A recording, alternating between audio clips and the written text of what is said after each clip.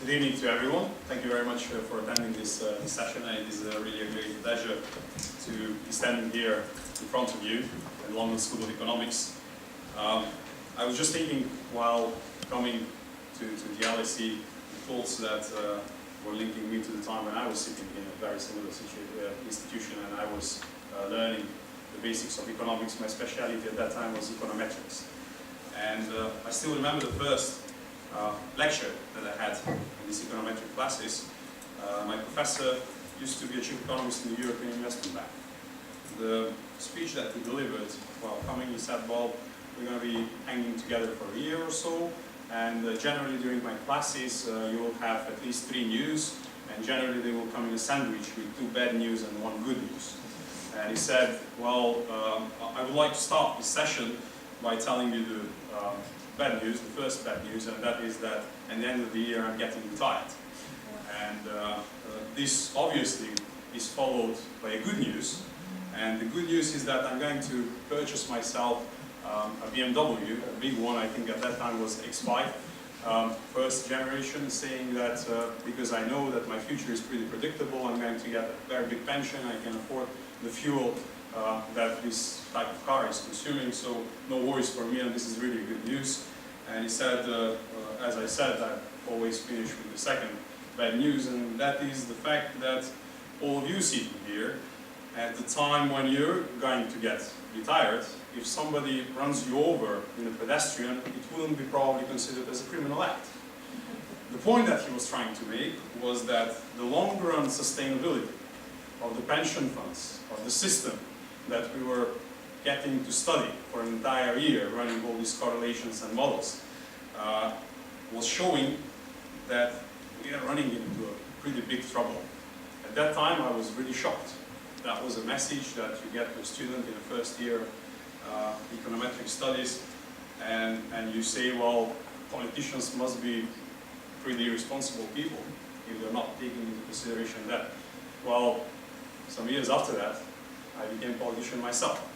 And then I realized that it's pretty tough to strike the right balance between the long run and the short run. Nothing has changed since probably 2 centuries ago when a bright British person, Adam Smith, wrote something about the wealth of nations.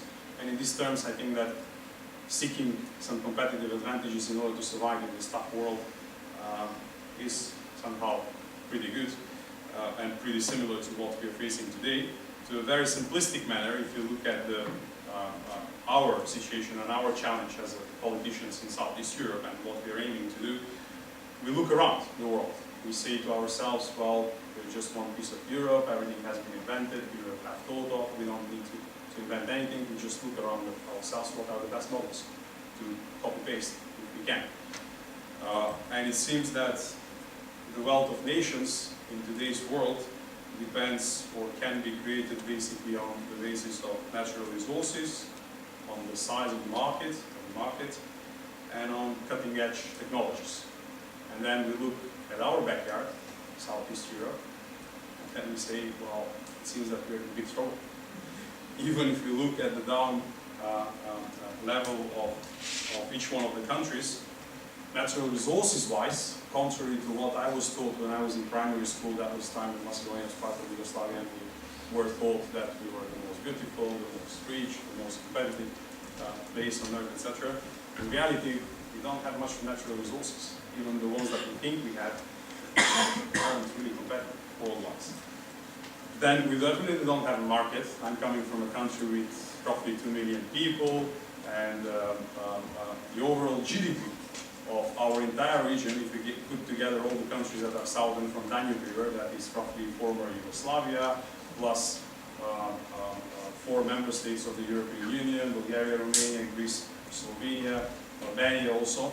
All of us together, in GDP terms, are roughly the country of Belgium. Peanuts. That's what we are. So we don't have the market, neither. And then it comes to the cutting-edge technology, and I think that, to be diplomatically correct, there is space for improvement, because there isn't much happening in there. So what you do, if you're a responsible politician, And if you think in terms of long run, how are you going to catch up? Well, you need to provide some solutions. The first things that I thought of, and we have been thinking back home, and I think that this is valid for pretty much everyone around the table, has been we need to fix the market. Each one of us is too small. So one of the steps that we have taken, making free trade arrangements with everybody around us in the region. In the case of Macedonia, we've pushed that to an extreme by opening up ourselves to everywhere where we can open up. And that means that we have free trade agreements not only with CEFTA countries, that's Southeast Europe, those that are not in the European Union, obviously free trade agreements with the European Union, through the form of Stabilization and Association Agreement, a free trade agreement with Turkey, free trade agreement with Ukraine, which puts us in the situation of not being 2 million people market, but 650 million people market. That's how we try to see it in order to overcome the trouble of being small. We come to the fact of it's still not sufficient because we are a very small economy, but extremely open. The result of opening up pretty much everyone in the region helped us to overcome the trouble of economies of scale. Today, we have our exports plus imports that are by far bigger than our GDP. So extremely open economy. That helps. It helps to the extent that Germany is roughly 1/4 of everything we do in terms of trade. That if you add up all the other member states of the European Union, you come up to some 65%, roughly 2/3 of all the trade that we do. And then if you add up the region, that's another 1/4. These are the countries outside of the European Union that we are neighboring, like Serbia, Bosnia, Albania, etc. That's another 25%, and the remaining bit, which is approximately 1/10, is the rest of the world. And within that very tiny bit, you have energy. The key thing when you don't have resources. Now we feel the consequences of deficiencies in that sector. So that's the market bit. The second bit is predictability. And I, on purpose, put rule of law within the title of the speech, because I think that the best definition on that chapter would be how likely it is that you're going to attract investment and generate growth correlates very closely with predictability and the rule of law that we have in certain countries.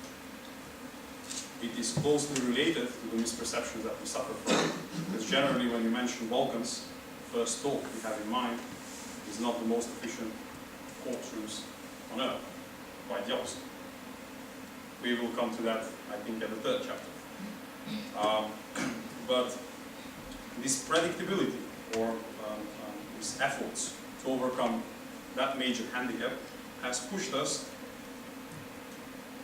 quite a lot of countries in our region, including those that are already part of the European Union and those that are on the way to become part of the European Union, to invest a lot of money and energy in making our environment more predictable, getting judges more efficient, having some legal environment that pictures a little bit more what one would expect within the UK, for example, much less of what one would expect or would guess that will happen in the Balkan kind of surroundings. Good news in that sector is that we have reached the level of not doing these reforms in the rule of law sector, in the predictability, for the sake of ticking boxes and making someone happy in Brussels that is going to say, well, very well, according to chapter X, Y, Y, you have fulfilled the first 10 points. Here you go, the next list 210. Now we are in the phase where this pressure comes from taxpayers. And that is really good pressure. You can always try to neglect the importance of satisfying the need for ticking boxes from someone who's living 2,000 kilometers away from home, but you can hardly neglect the need of someone who's paying taxes next door to you, and by the way, who's going to vote the next day on the basis of the performances that you deliver. So now I think that most of the countries in our region, in Southeast Europe, have definitely reached the level where there is an internal need to improve the predictability in the system. And that is translated in the world of the politicians into, if you don't show that you're capable to deliver a more predictable environment, it's very likely that in the next polls, someone is going to choose someone else who's going to be able to deliver on that. That's a hell of a pressure. Then you start delivering. I wouldn't go too much into the details of the reforms, but let's say that the same comparison I made with the bad starting point on the market side, we had a pretty bad starting point on the judicial system, pretty much everywhere, also in the region. And one of the needs was more professionalism, better quality, making sure that best people or best lawyers get into a position to be part of the judicial system. And on the other side, also making sure that there are less and less companies that are dissatisfied with the way you treat uncertainty. The last thing you want to have in your country if you want to get growth and investments is an unhappy investor and an unpredictable environment. We have done, I would say, by the book, a number of things that one needs to do in order to increase the predictability in the system. We're one of the countries with the lowest deficit in Europe.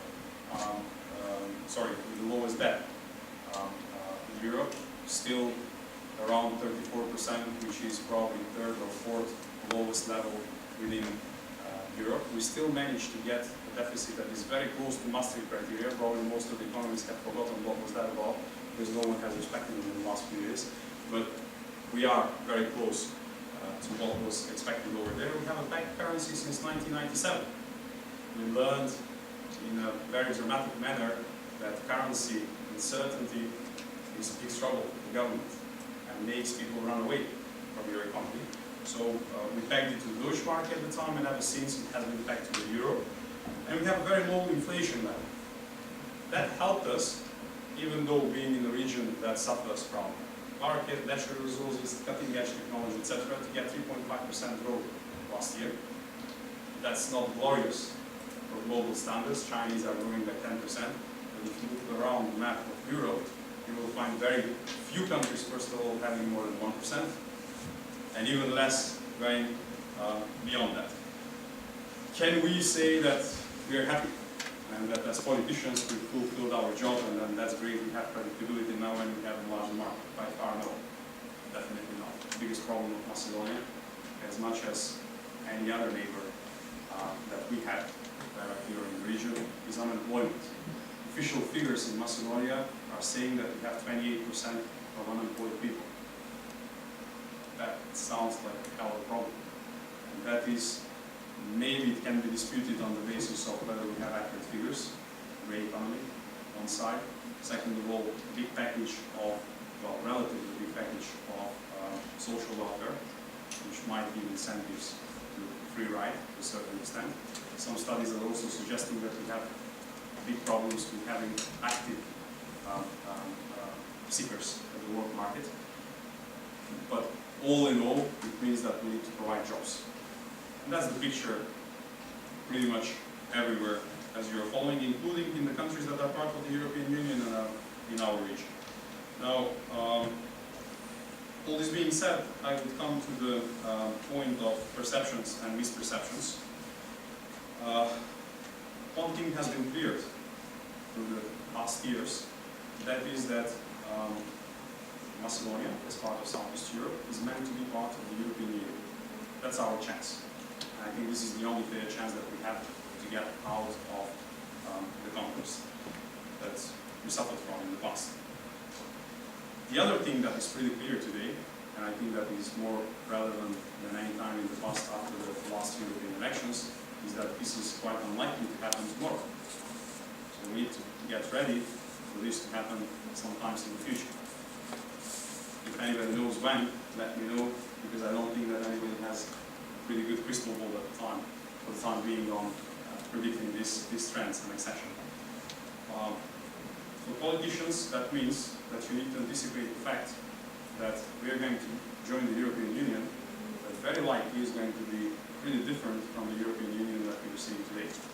So keeping a track of the same pattern that everybody has been doing in the past 10 years is risky business. As you know, that we're going to aim into uncharted waters, and by 2020, the European Union might look really differently from what it looks today. The chances that we have is that no one has invented a better model in Europe than the project of the internal market and ultimately the European Union in order to avoid conflicts, wars.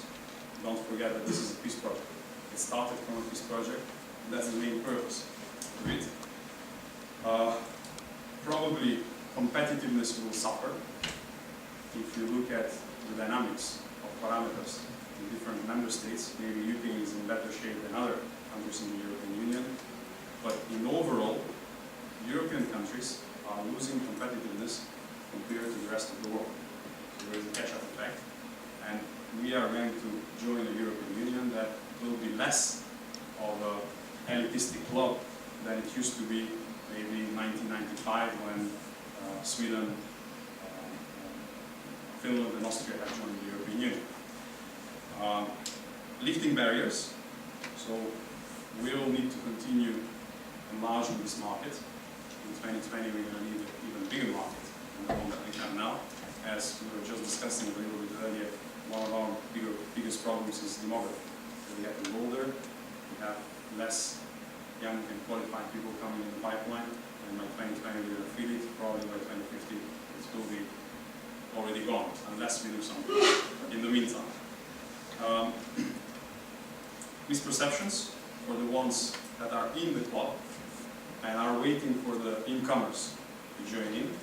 The signals from the last European elections were that not everybody is cheering the fact that we had passed enlargement waves. For good or bad reasons we can have a discussion, but this is an overall perception. And that the mistakes that have been happening in the past, no one would like to see them happening in the future. Hence, those that are in line to join the European Union will need to perform several times better than the ones that are already in the club. There is also a risk, I'm still talking about the current EU, of misperception that there is some sort of a free riding.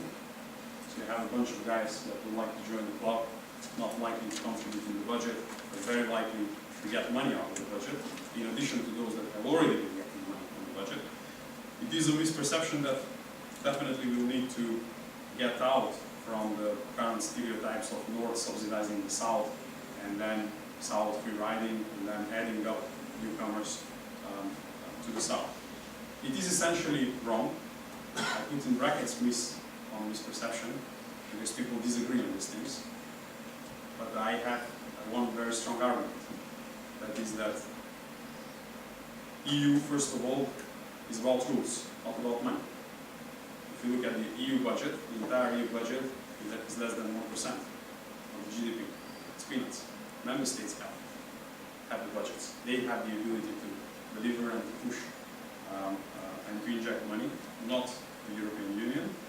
And the other argument is that by the time we get accommodated by the fact that we're going to have to enlarge the European Union, the need to get newcomers in the club will be as important as the need that we have now to join the European Union. So most likely current member states will feel that we need to get newcomers.